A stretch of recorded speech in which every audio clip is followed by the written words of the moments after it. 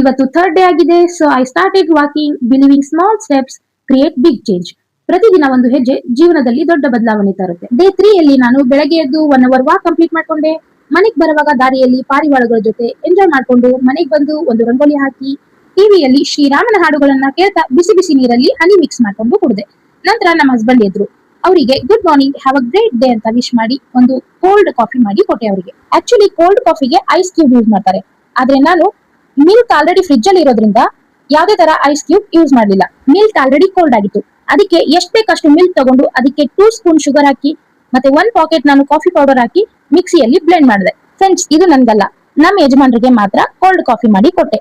ಕುಡಿದು ಚೆನ್ನಾಗಿದೆ ಅಂತ ಹೇಳಿದ್ರು. ನಂತರ ಅವರಿಗೆ ಡ್ಯೂಟಿ ಇತ್ತು, ಏನಾದ್ರೂ ಬ್ರೇಕ್ಫಾಸ್ಟ್ ಮತ್ತೆ ಲಂಚ್ಗೆ ರೆಡಿ ಮಾಡು ಅಂದ್ರು. ಸೊ ನಾನು ಬ್ರೇಕ್ಫಾಸ್ಟ್ ಅಲ್ಲಿ ಬಿಸಿ ಬಿಸಿ ಲೆಮನ್ ರೈಸ್ ಮತ್ತೆ ಅದ್ರ ಜೊತೆ ಆನಿಯನ್ ಪಕೋಡ ಮಾಡಿ ಕೊಟ್ಟೆ. ತಿನ್ಬಿಟ್ಟು ಲಂಚ್ಗೆ ನನ್ಗೆ ಅವರೇ ಹೇಳಿದ್ದು ಪುಳಿಯೋಗರೆ ಮಾಡಕ್ಕೆ. ನೆಕ್ಸ್ಟ್ ಪುಳಿಯೋಗರೆ ಕೂಡ ರೆಡಿ ಮಾಡಿ ಬಾಕ್ಸ್ ಪ್ಯಾಕ್ ಮಾಡಿ ಹಸ್ಬೆಂಡ್ ಅವರಿಗೆ ವೆಹಿಕಲ್ ಅಲ್ಲಿ ಡ್ರಾಪ್ ಮಾಡಿ ಮನೆಗೆ ಬಂದು ಒಂದು ಎಗ್ ಮತ್ತೆ ನಿನ್ನೆ ತರ ನಾನು ಸೇಮ್ ರಾಗಿ ಗಂಜಿನ ನನ್ನ ಬ್ರೇಕ್ಫಾಸ್ಟ್ ಅಲ್ಲಿ ತಗೊಂಡೆ. ಇದು ನಂದು ಮಾರ್ನಿಂಗ್ ರೂಟೀನ್ ಆಗಿತ್ತು. ಆದಷ್ಟು ಬೇಗ ನಾನು ನಿಮ್ಮ ಜೊತೆ ಈವ್ನಿಂಗ್ ರೂಟೀನ್ ನ ಶೇರ್ ಮಾಡ್ಕೊತೀನಿ.